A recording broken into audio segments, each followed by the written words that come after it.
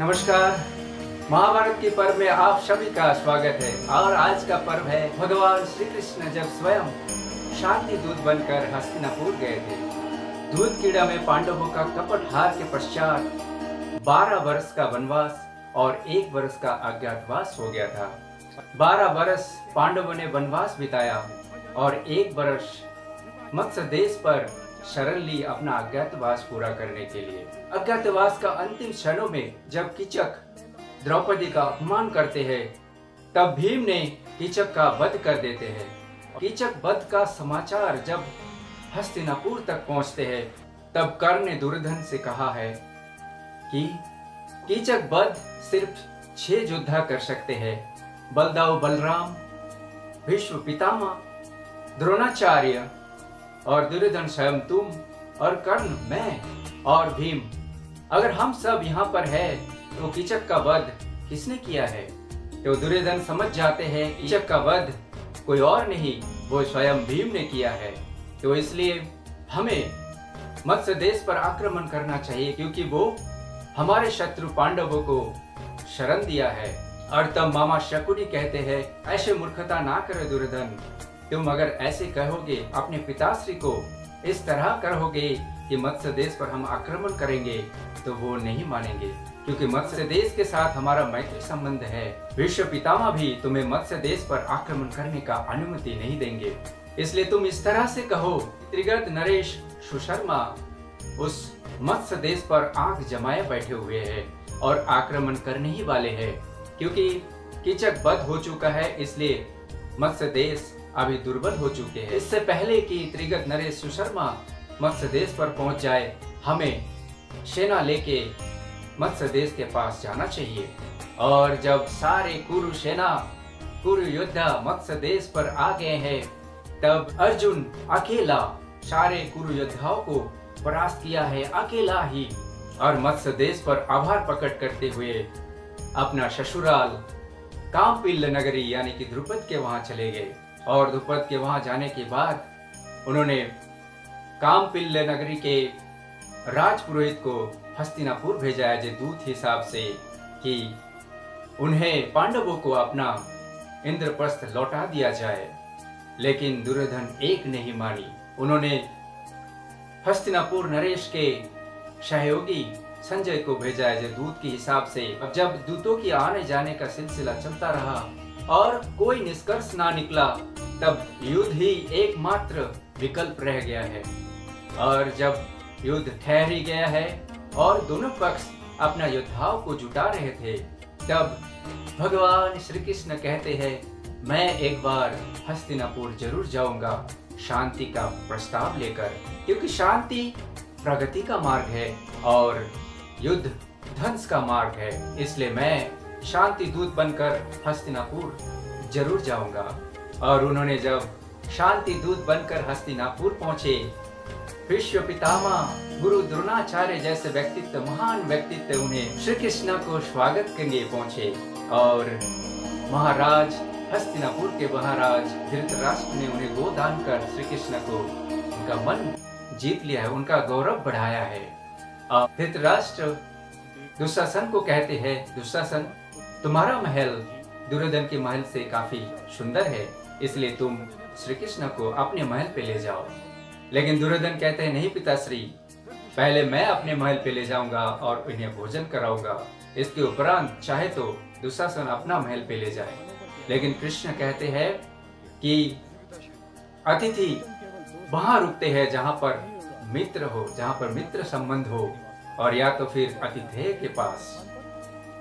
भ्राता दुर्योधन ना तो मेरा मित्र है और ना ही अतिथेय है, मैं रुकूंगा सिर्फ विदुर जी के यहाँ। और ये सुनते ही दुर्योधन में क्रोध भर आते हैं।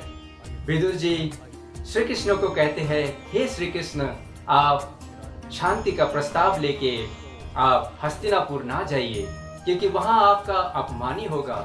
दुर्योधन आपका बात नहीं सुनेंगे, क्योंकि उसने सारे योद्धाओं का वीरता का रूई भर रखी है अपने कानों में, और जो सुनेंगे वो आपका बात नहीं सुनेंगे। इसलिए आप शांति प्रस्ताव लेके मत जाइए, हो जाने दीजिए युद्ध। और ढह जाने दीजिए हस्तिनापुर को, क्योंकि इसके खंडहर पर एक नवीन और एक उज्जवल भविष्य निकल कर आएगा। लेकिन कृष्ण कहते हैं कि मैं अपना कर्तव्य जरूर पूरा करूंगा। मैं शांति का प्रस्ताव लेके आया हूँ, मैं हस्तिनापुर राज्यसभा में उसे सुनाऊंगा। ये उनके ऊपर है कि वो इसे सुने या ना सुने, क्योंकि भगवान किसी के कर्म पर हस्तक्षेप नहीं करते। फिर क्यों दुर्योधन को श्री कृष्ण ने विराट रूप दिखाया, या हमारे साथ स्वयं ही देख लीजिए। मधुसूदन पधार रहे हैं।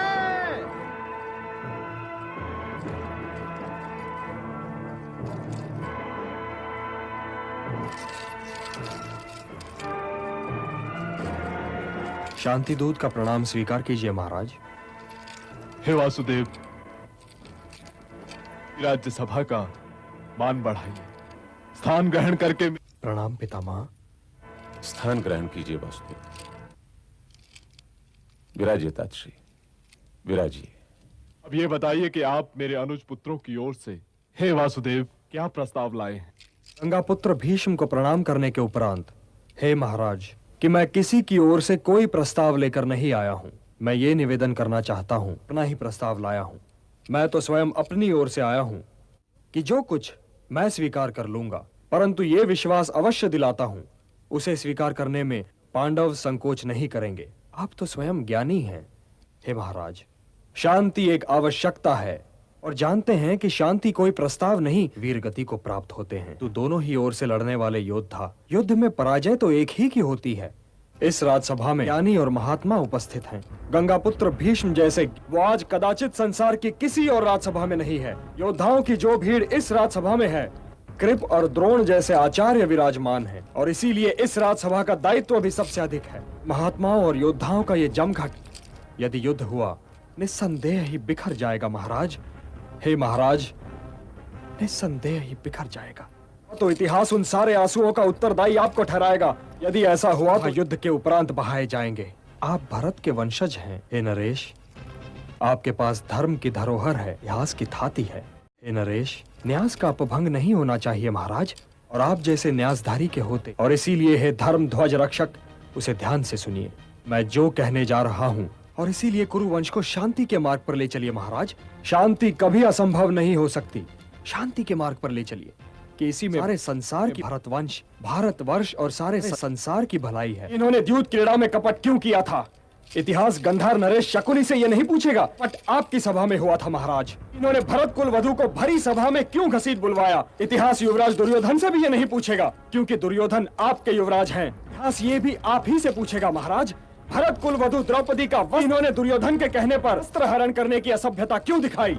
इतिहास दुशासन से भी ये नहीं पूछेगा, आप ही को उत्तरदायी ठहराएगा महाराज। इतिहास इसके लिए भी आप ही को दोषी ठहराएगा महाराज कि शांति का कोई विकल्प नहीं है। इसलिए ये जान लीजिए, युद्ध तो कदाचित कोई नहीं चाहता। फिर ये कदाचित क्यों? कोई युद्ध नहीं चाहता पितामह, और मैं भी।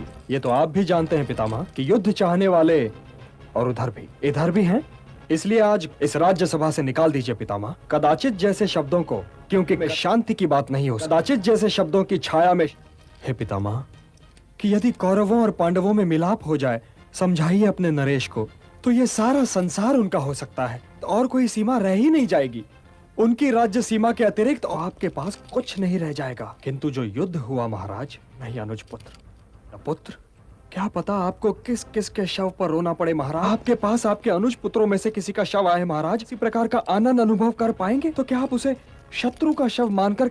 हे वृद्ध नरेश, कुल को एकत्र कीजिए नरेश, इससे पहले कि आप प्राण त्यागें, कुल को एकत्र कीजिए। आज भी उनका उतना ही अधिकार होना चाहिए। पांडव आपके स्नेह की छाया में पले बढ़े हैं, इसलिए हे धर्म ध्वज रक्षक, उन्हें लौटा दीजिए। इंद्रप्रस्थ। वासुदेव, मुझे ये शांति प्रस्ताव स्वीकार नहीं है। इसमें सोचना क्या है पितामह? सोच तो लेते पुत्र। पर्ण के अनुसार उन्हें 12 बरस के वनवास को स्वीकार कर लेना चाहिए था। धीमी करो दुर्योधन, अपनी नाद की आंच को धीमी करो। कुल्हाड़ी बनकर स्वयं उसे काट डालता है, वैसे ही व्यक्ति का कपट जैसे कुल्हाड़ी वृक्ष को काट कर गिरा देती है। वासुदेव मित्र की भाषा बोल रहे हैं। और ये भी देखो वत्स कि मैं अपना आधा राज उन्हें दे दूं। और मित्र की भाषा ये कह रही थी तो मुझे शत्रुता की परिभाषा समझाइए पितामह। यदि ये मित्रता है जो किसी योद्धा को किसी अनुचित युद्ध के लिए भड़काए, शत्रु वो है युवराज, वही धर्म है। जो कुछ भी वासुदेव ने कहा, इंद्रप्रस्थ तो मैं कभी नहीं दूंगा कुलगुरु, तो मैं उस पर विचार कर सकता हूँ। हाँ, यदि वासुदेव के पास कोई और प्रस्ताव हो। इन्हें समझाइए, आप लोग दुर्योधन के शुभचिंतक हैं। को इस नासमझ योद्धा की महत्वाकांक्षा पर बलि नहीं चढ़ाया जा सकता, क्योंकि भरत वंश के भविष्य को तो मेरे पास एक और प्रस्ताव भी है। और यदि प्रस्ताव ही का प्रश्न है युवराज, तो अवश्य रख लें। यदि दुर्योधन इंद्रप्रस्थ रखना चाहे महाराज, 5 गांव मांग रहा हूं।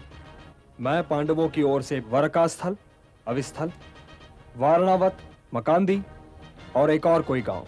हे नरेश, केवल 5 गांव, तो पांडव उन्हें पाकर संतुष्ट हो जाएंगे। यदि आप ये 5 गांव भी दे दें, और वो भी उन पांडवों को 5 गांव, मैं उन पांडवों को सुई की नोक जितनी भूमि भी नहीं दूंगा।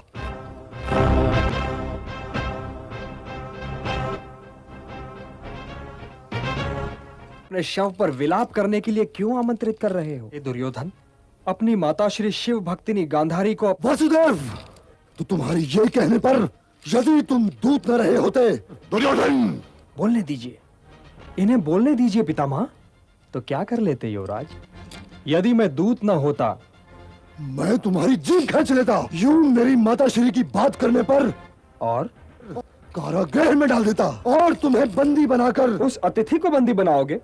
राजदूत को बंदी बनाओगे युवराज, जिसके स्वागत के लिए और आचार्य श्रेष्ठ द्रोण और कृप गए थे? लिए कुरुश्रेष्ठ गंगा पुत्र भीष्म, यदि हमें बंदी बना सकते हो हे अहंकारी दुर्योधन, तो अवश्य प्रयत्न करके देख लो।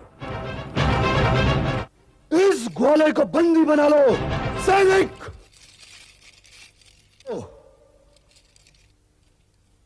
अरे मूर्ख,